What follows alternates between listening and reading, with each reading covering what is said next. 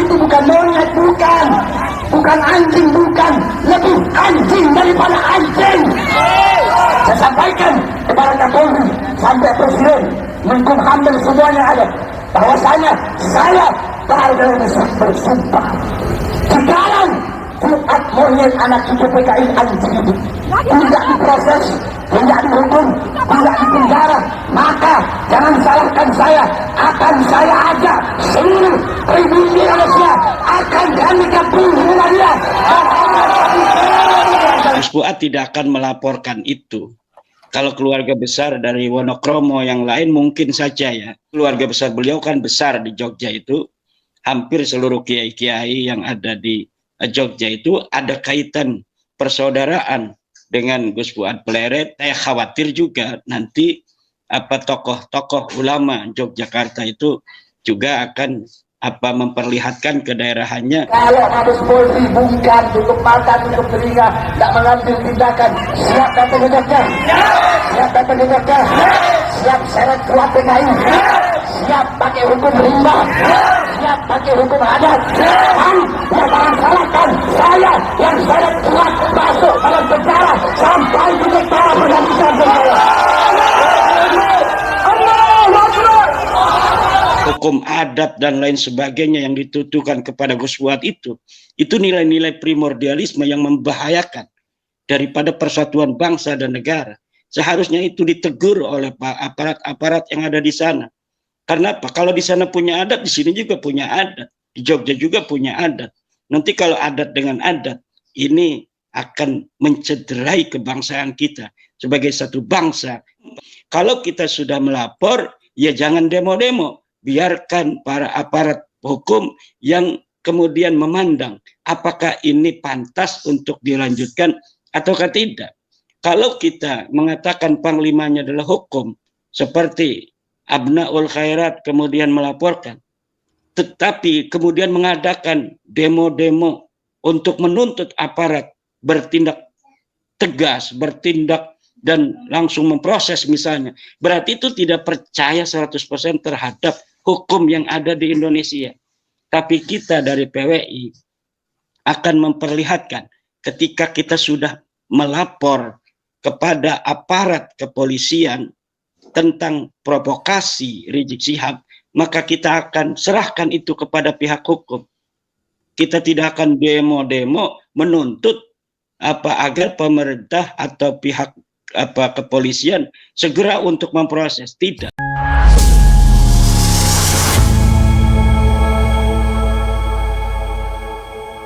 Kiai kalau ditujukan ke Mas Kiai Fuad itu bukan tuduhan, itu labeling. Label itu jeplak aja. Apalagi kalau dikaitkan dengan keislaman. Orangnya tanya tokoh yang pertama aksi bela Nabi itu malah tokoh PKI kok, Haji Misbah. Jangan ditanya Islamnya, itu Islam radikal itu. Jadi PKI versi kapan itu yang mau dijadikan itu? Rata-rata kan seperti Rizik Syihab lah. Rizik Syihab itu kalau ngomong PKI tapi disuruh jelasin komunis di depan anak-anak Visipol, blank paling dia. Itu. Contoh lagi sekarang sekjennya Partai Komunis Yaman dari mana? Marga Al-Segaf kan. Jadi cuma sekedar labeling aja, label karena nama PKI udah hancur lah, sehancur-hancurnya gitu. Jadi bukan tuduhan itu, namanya labeling dan kebiasaan mereka labeling. Dulu awal-awal Kisru Nasab kan labelnya macam-macam lah, dari ibunya pezina lah, anak hasil zina, itu kan ya labeling itu. Kalau menuduh itu masih punya bukti dikit, ini kan nggak ada buktinya, main stempel aja, di label aja, itu labeling, bukan tuduhan itu. Kalau menuduh sudah siap bukti. Kalau kita artinya kalau kita tuntut balik di pengadilan, mereka punya buktinya. Kalau labeling nggak, ya benar-benar pencemaran nama baik. Nah, tapi itu kan kita dituduh PKI itu siapa yang mempermasalahkan? Ini kerjaan siapa mempermasalahkan Habib? PKI yang begitulah. Itu ada ustadz yang begitu. Kemudian ya itu Kiai Jawa Tengah kayak gitu kayaknya. Ya toh. Itu kita kena semua itu tuduhan PKI, labeling PKI, anak zina, hasil ketika head misalnya. Kita kena semua itu. Jadi dia sama-sama aja, Fuad masuk saya, Fuad masuk penjara, saya atau saya masuk penjara. Kalau saya kena penjara gak ada masalah. Pak, jiwa saya jiwa pejuang, dimanapun diletakkan, tetap saya akan bertahan. Saya tidak peduli, saya ancaman, hukuman, tetap saya akan tegak berdiri. Tidak akan pernah saya menunjukkan kepala untuk melawan kezaliman, penindasan terhadap bangsa yang memecah belah umat dan bangsa rakyat Indonesia. Kami ingin Indonesia aman, tenang, sejahtera, tentram. Hanya itu kami inginkan. Semua yang kami sampaikan di sini semata-mata karena kecintaan kami kepada negara kesatuan Republik Indonesia. Karena cinta kami bukan hanya di kata-kata, tapi cinta kami buktikan dalam perbuatan kami sehari-hari. Jadi tinggal gampang apa-apa, saya masuk penjara, Fuad masuk penjara. Kalau bisa, kalau masuk penjara, nanti taruhin saya. Lihat siapa yang mati, saya atau Fuad yang mati. Bagus. Ya, oleh karenanya aman. Nanti pulang dari sini kita aman, betul? Siap pulangnya aman. Siap pulangnya damai. Sebelumnya kita bakar foto Fuad beret DKI sebagai bentuk protes kita, betul? Sekarang akhir-akhir ini sudah 2 tahun ini mulai dirusak, mulai dipecah belah oleh orang-orang yang terorganisir. Kemarin saudara, kita lagi Ramadan, enak-enak ibadah, betul? Betul? Ada nggak kalian lihat kemarin saya Ramadan ceramah teriak-teriak? Ada? Nggak ada. Saya sibuk ngurus pesantren, betul? Betul? Tahun-tahunnya muncul si anjing ini, saudara-saudara. Jadi Fuad itu bukan monyet, bukan anjing, bukan, lebih anjing daripada anjing. Anjing itu nggak bakal kita para ulama-ulama yang lurus, yang istiqomah di jalan Allah Subhanahu Wa Taala. Kalau dia mau hina ulama dunia, silakan, tidak ada urusan kita, betul? Betul. Tapi yang telah dia hina, yang dia telah lecehkan adalah simbol kemuliaan, simbol kehormatan, simbol keadilan masyarakat pribumi Indonesia Timur, yaitu Guru Tua Habib Idris misalnya Bang Putri. Maka saya sampaikan, saya nyatakan dengan tegas. Percuma saya sampaikan di sini cuma adik-adik saya semua.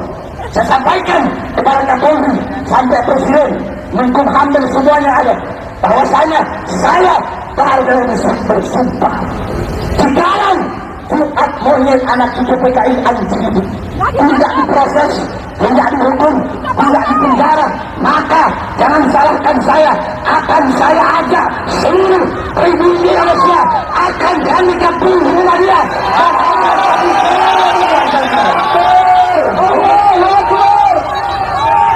Saya nggak bilang, mulut saya sama nyali saya bisa diadu. Saya lebih besar punya nyali daripada mulut. Saya nggak sekedar ngomong, saya tidak akan pernah berbicara, saya tidak akan pernah berjanji apa yang tidak bisa saya lakukan. Oleh karenanya kita minta, kalau negara, Mabes Polri, khususnya Kabar Eskrim, kalau mungkin masih Pak Wahyu, ayo cepat, saya aja dilaporkan 3 hari, 4 hari sampai seminggu, dilaporkan langsung bisa masuk. Padahal kasusnya diada-adakan. Ini Fuad kenapa? Udah berminggu-minggu. Fuad kenapa tidak diproses, tidak dipanggil, tidak dihukum, tidak dilebroskan ke penjara? Apa menunggu kemarahan umat? Saya tanya, nggak usah banyak-banyak, Pak. Nggak usah banyak-banyak. Yang hadir di sini siap datang ke Jogja. Siap datang ke Jogja. Kalau Mabes Polri bungkam, tutup mata, tutup telinga, tidak mengambil tindakan, siap datang ke Jogja. Siap datang ke Jogja. Siap seret Fuad PKI. Siap pakai hukum rimba. Siap pakai hukum adat. Sampaikan sekali lagi, Mabes Polri tidak ambil tindakan, jangan salahkan. Kami umat Islam, kami pribumi Indonesia, belum apa-apa. Saya akan komandokan seluruh masyarakat Indonesia untuk melakukan demo besar-besaran, saudara-saudara. Khususnya yang berada di Indonesia Timur. Nah, Bapak tahu kan bagaimana anak Indonesia Timur? Kalau lagi demo bagaimana kan? Kami selama ini diam, saudara-saudara. Jadi jangan mau pecah belah lah. Mau Indonesia Timur, mau Jawa, mau Sunda, ya, mau Medan, mau Aceh, mau Sumatera, mau Padang, kita semua satu saudara, betul? Nah, pemecah belah kayak begini, saya tanya, harus ditangkap, penjarakan atau dibiarkan? Kita ini masih, Saya dari kemarin masih tahan-tahan diri saya. Saya mau datang ke sana sendiri, tidak perlu banyak orang. Kenapa? Karena saya masih menghormati hukum, masih menghormati proses kepolisian. Tapi kalau kepolisian, ya, hukumnya udah dihormati, kita udah adem ayem, udah menyampaikan aspirasi, tetap pura-pura budek, tutup mata, tutup telinga, gak mau pengen negara aman, jangan salahkan saya yang saya telah masuk dalam penjara sampai di negara bergantian penjara.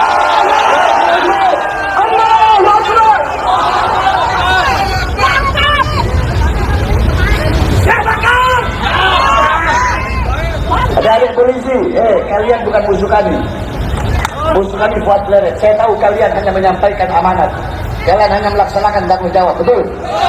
Betul? Jawab dong, betul? Betul? Atau mau perang? Hah? Pak, ini gimana? Saya ajak naik, gak mau. Senyum aja enggak? Atau mau perang? Polisi kan pelayan masyarakat. Ya tolong nih komandannya siapa nih? Saya baru naik, saya begini. Tapi nggak ada yang jawab. Apa pengen perang? Kalau bilang masyarakat, polisi itu pelayan masyarakat.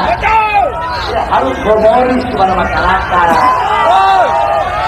Jadi kalau ada masyarakat yang miskin, balas dengan senyuman, benar nggak itu? Nah, kawan-kawan itu Masya Allah. Kalau kalian berani mati, saya bukan berani mati, saya jatuh cinta kepada Tuhan. Allahu Akbar. Terakhir saya sampaikan semua yang hadir di sini, semuanya siap lawan pemecah belah bangsa, siap lawan pemecah belah persatuan, siap bantai dan habisi cucu-cucu PKI, siap lawan pemecah belah habaib dan kiai, siap lawan pemecah belah umat. Sampaikan pada mereka, Fuad monyet, Fuad anjing PKI, kami tidak peduli. Dari belakangmu ada ormas-ormas monyet, ada jenderal-jenderal monyet, kami tidak peduli. Kenapa? Di belakang kami punya Allah yang Maha Kuasa.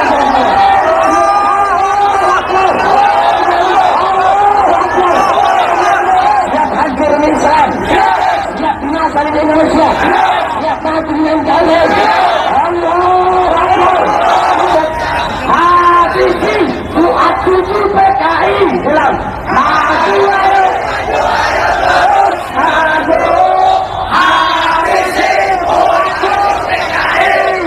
Kami berjanji mengenai isu PKI yang kemarin digemborkan, bahkan ada yang berusaha mendemo. Saya kira Gus Fuad tidak terlalu mempermasalahkan itu. Buktinya PWI Jogja dan sekitarnya laporan kepada saya, Kiai katanya kita mau jaga di rumah Gus Fuad, tapi ditolak katanya. Jadi ketika ada ancaman-ancaman demo sejak beberapa hari yang lalu, itu PWI Jogja dan kabupaten-kabupaten di Jawa Tengah sekitar daripada Jogja itu ingin menempatkan pasukan laskar di sana di Pondok Pesantren Gus Fuad, tapi Gus Fuad dan keluarga Pondok Pesantren Raudatul Fatihah menolak. Biarkan aja, enggak apa-apa, nggak usah jaga-jaga katanya. Akhirnya marah itu para laskar-laskar, kemudian kepada saya mengadu, apa itu maksudnya Gus Fuad katanya menolak-nolak kami untuk PAM di pesantrennya Gus Fuad.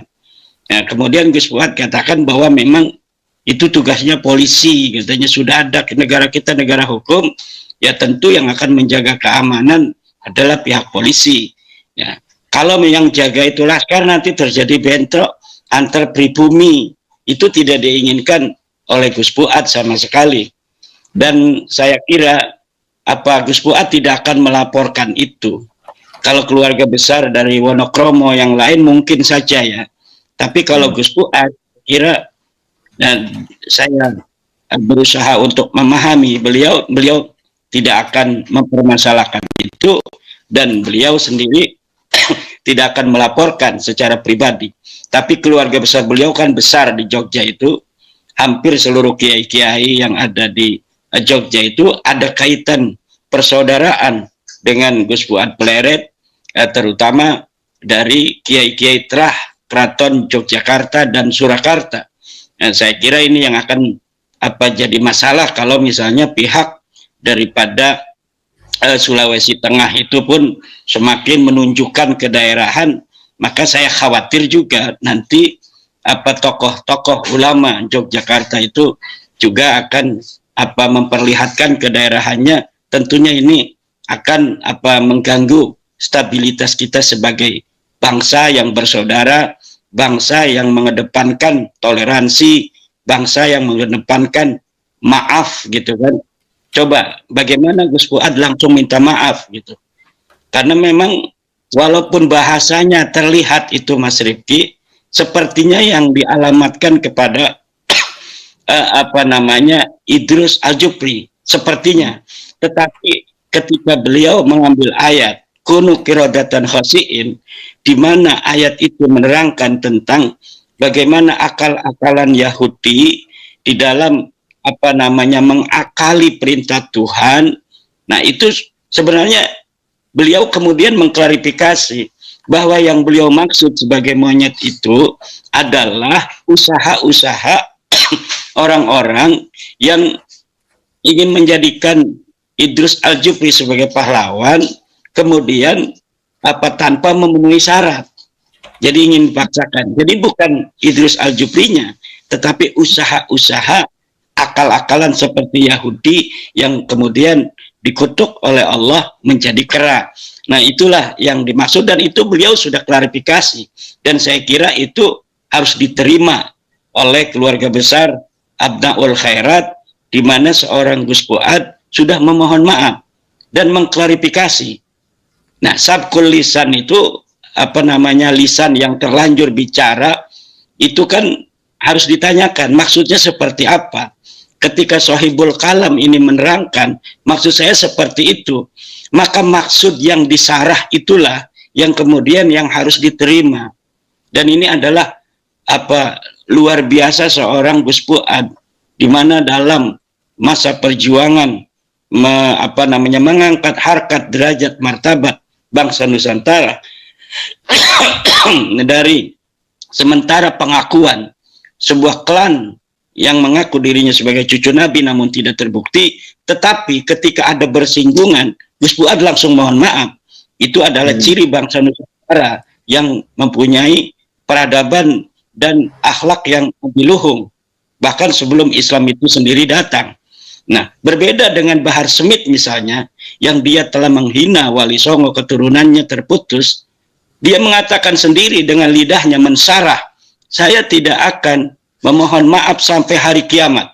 Nah, itu bedanya bangsa Nusantara yang luhur, yang merupakan terah-terah dari para raja yang mulia, yang kaya raya di masa lalu. Kemudian ada terah daripada terah kenabian dari Wali Songo. Sehingga dua kekuatan suci ini menjadi akhlak-akhlak yang adiluhung yang dimiliki oleh para ulama-ulama dan pemimpin-pemimpin Nusantara hari ini. Itulah seperti Gus Fuad contohnya. Ketika dia merasa, oh ini takut menyakiti, dia langsung mohon maaf. Tapi Bahar Smith ketika mengatakan bahwa Wali Songo tidak punya keturunan, dia mengatakan sendiri bahwa saya tidak akan mohon maaf sampai hari kiamat. Rizik Syihab yang telah memberikan provokasi perang, mengatakan laskar monyet, Kiai monyet dan lain sebagainya, sampai sekarang tidak ada mohon maaf itu. Inilah bedanya akhlak adiluhung Nusantara yang merupakan terah nutfah nabawiyah dan nutfah para kesatria Nusantara yang agung dan maha dilambari oleh nilai-nilai tinggi peradaban, dengan orang-orang semacam mereka, Bahar Smith, Rizik Syihab dan sebagainya, yang sampai hari ini ketika menyatakan perang tidak ada klarifikasi dan mohon maaf, yang telah menimbulkan berbagai macam kegaduhan di daerah-daerah, tapi tidak ada mohon maaf. Kenapa? Akhlak. disinilah mentalitas akhlak yang mulia atau akhlak yang tidak mulia. Dan Gus Fuad telah memperlihatkan kemuliaan akhlak Nusantara. Jadi nilai-nilai kedaerahan itu seharusnya itu ditegur oleh aparat-aparat yang ada di sana. Karena apa? Kalau di sana dituduhkan kepada Gus Fuad itu semacam apa namanya harus ditekan. Yang harus kita utamakan adalah nilai kebangsaan, keindonesiaan, semacam apa namanya hukum adat dan lain sebagainya yang dituduhkan kepada Gus Fuad itu nilai-nilai primordialisme yang membahayakan daripada persatuan bangsa dan negara. Seharusnya itu ditegur oleh aparat-aparat yang ada di sana. Karena apa? Kalau di sana punya adat, di sini juga punya adat, di Jogja juga punya adat.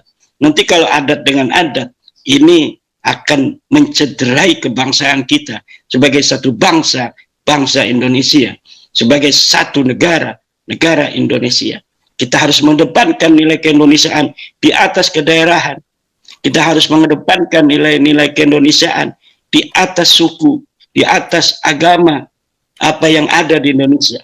Agama ini tinggi, al-Islam ya'lu wa la yu'la alaih.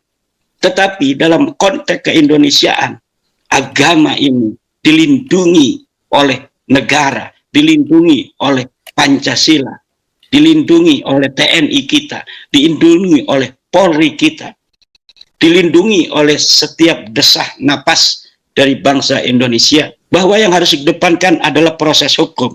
Maka di setiap daerah, mulai hari Senin kemarin, sudah melaporkan narasi provokatif Rizik Syihab agar diproses secara hukum. Negara kita adalah negara hukum, panglimanya adalah panglima hukum. Kalau kita sudah melapor, ya jangan demo-demo. Biarkan para aparat hukum yang kemudian memandang apakah ini pantas untuk dilanjutkan ataukah tidak.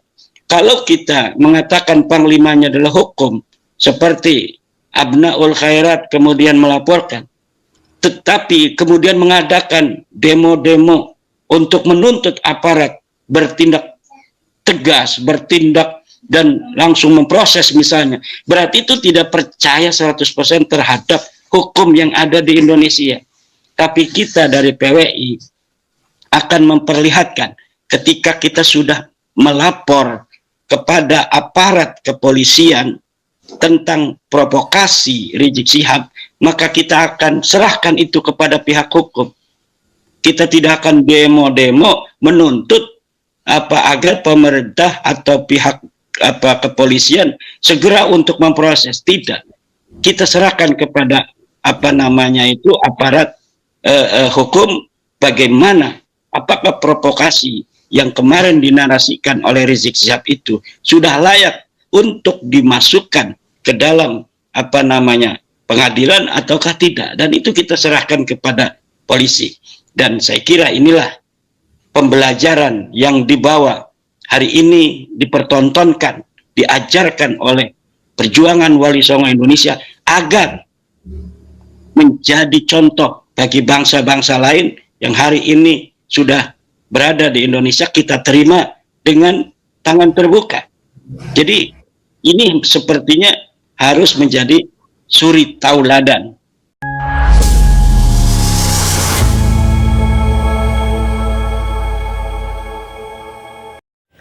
Itulah tadi cacian dan makian dari Bahar bin Smith kepada Gus Fuad yang kepanasan karena Courtois dianggap seperti monyet. Namun kita tahu bersama ini hanya sebatas satu ucapan yang sudah dianggap mencaci maki leluhur Bahar. Namun kita tahu bersama cacian dan makian yang begitu dahsyat dari kain Balawi tidak terasa sama sekali seperti yang sudah dilontarkan pada saat aksi demo 214. Bagaimana menurut pendapat teman-teman semua? Silahkan lanjut di kolom komentar. Terima kasih selalu support Arman Al-Fatih. Kita jumpa lagi di video selanjutnya. Assalamualaikum warahmatullahi wabarakatuh.